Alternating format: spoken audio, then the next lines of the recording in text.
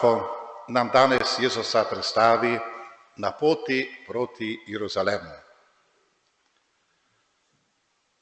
Ta pot ni bila kar tako, nekaj navadnega, neko romanje. Učenci so kot verni Judje vsako leto skoraj poromali v Jeruzalem, ker je bil tempelj Božja hiša. Ampak s tem, ko je Jezus rekel, v Jeruzalem gremo, je takoj potem dodal, kaj se bo tam zgodilo. Da bo tam trpel, da bo umrl in da bo potem tretji dan vstal od mrtvih. Ta pot Jezusa proti Jeruzalemu je torej pot proti trpljenju, smrti. Učenci tega takrat niso razumeli. Ko je prvič povedal učencem, da bo trpel in da bo umrl, in ga je Peter vzel na stran, je rekel, ne, to pa se ne sme zgoditi. Ne? Ni Peter razumel, da bi to bilo možno, da bi Jezus umrl. Zakaj? Ker bi bilo konec vsega. Učenci so bili še zelo človeško miselnostjo. Vidimo potem naprej, ko Janez in njegov brat Jakob prosita, da eden se na levi, en pa na desni v nebeškem kraljestvu. To je čisto človeška logika. Človeška logika išče pozornost. Išče prva mesta. Biti pomemben. Če nisi pomemben, se noben nič ne govori o tebi, se ne piše o tebi, na televiziji te noben ne omeni, torej če nisi. Poglejte športnike, kakšno težavo imajo športniki, ko niso več prvi. Dokler imajo uspehe, pa so prvi, nekako ko jih slavijo, poveličuje, ko pa enkrat ni v formi, ali pa je bil poškodovan, pa potem ni v formi, kako težavo imajo ti športniki, ker niso več prvi. In se ne govori o njih, ali pa jih celo kritizirajo.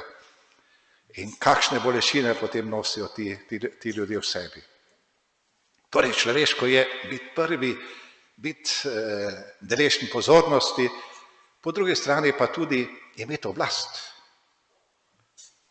Moč. To je človeško.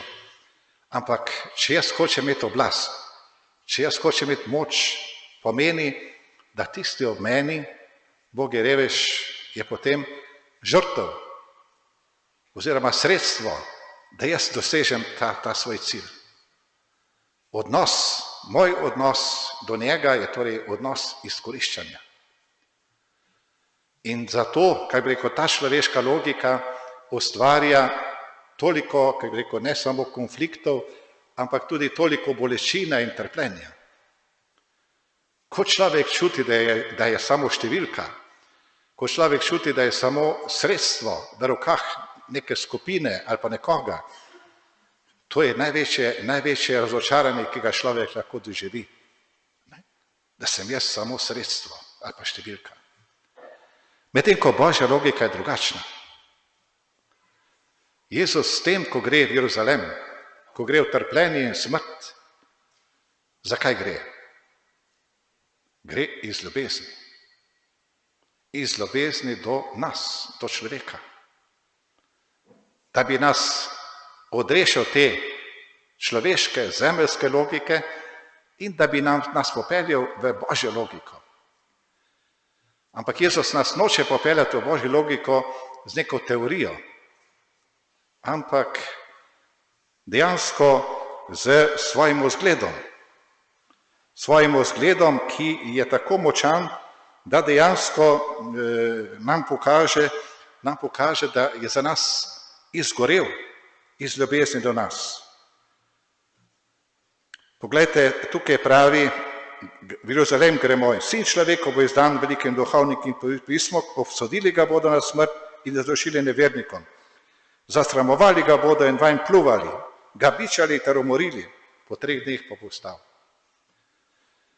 S tem, ko je Jezus prehodil to pot trpljenja, zaničevanja, je to pokazal, da se je spustil čisto do najnižje točke iz ljubezni do vsakega izmed nas. In sedaj, če se vrnemo nazaj, Kaj je torej Božja logika? Božja logika je služenje, je ljubezen, je darujoča ljubezen. Prej sem vam, Birmansi, govoril, da je prvi sad Svetega Duha je ljubezen. Prvi sad.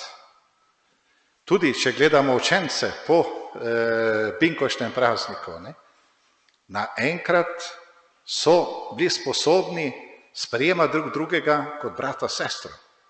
So bili sposobni v drugem videti to, kar je dobrega, lepega. So bili sposobni se žrtvovati.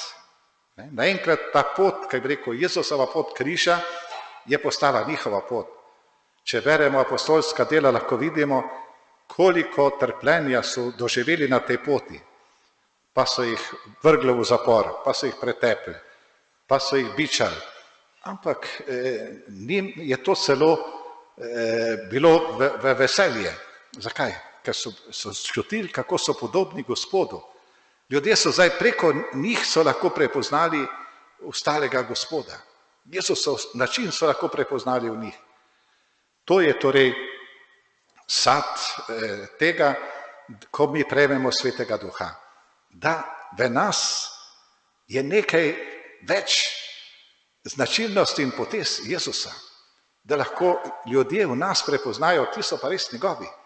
Ti so pa Božji otroci. Drugačni so od sveta, drugačni so od svetne logike. In zato je tako pomembno, da res se odpremo temu daru, ki nam ga Bog želi podariti. In ta dar je ravno v tem, da bomo mi ljudje za druge. Ker če smo ljudje za druge, potem dejansko ustvarjamo in gradimo odnose. Potem smo res ena družina. Potem se čuti, da je služenje tista naša, kaj bi rekel, osnovna in glavna značilnost. Pa naj se bo meni kot škof ali tukaj kot duhovnik, ali vi, ko ste družinske očetje, matere, pa naj se bo to v službi, če je ta drža odprtosti in služenja v ospredju, potem so odnosi čisto drugi. Potem vzdušje, ki se ustvarja, je čisto drugo.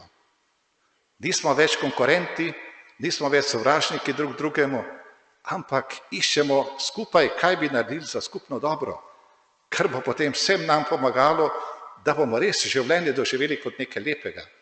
In bomo lahko vsak na svoj način prispevali svoj delež k temu, da bo med nami raslo Božje kraljestvo.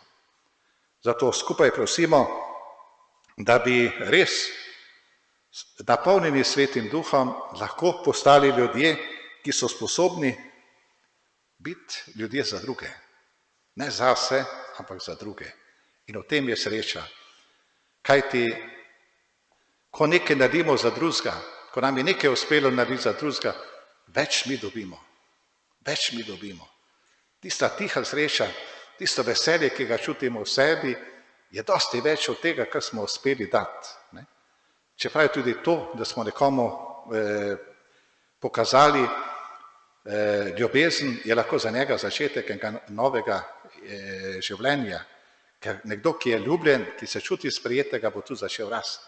Tako da res bodimo ljudje odprti za delovanje Svetega Duha in pustimo, da bi res Sveti Duh po nas deloval, da bi lahko obrodili bogate sadove v ljubezni, veselju, upanju, da bi v zvestobi, vse to so sadovi, ki nam jih potem daje Sveti Duh. In tako bomo tudi lahko znamenje Boga sredi tega sveta, ki včasih gre čisto drugo smer, pa čisto druge vrednote, ampak bomo v tem svetu lahko znamenje drugačnih vrednot in drugačnega sveta. Amen.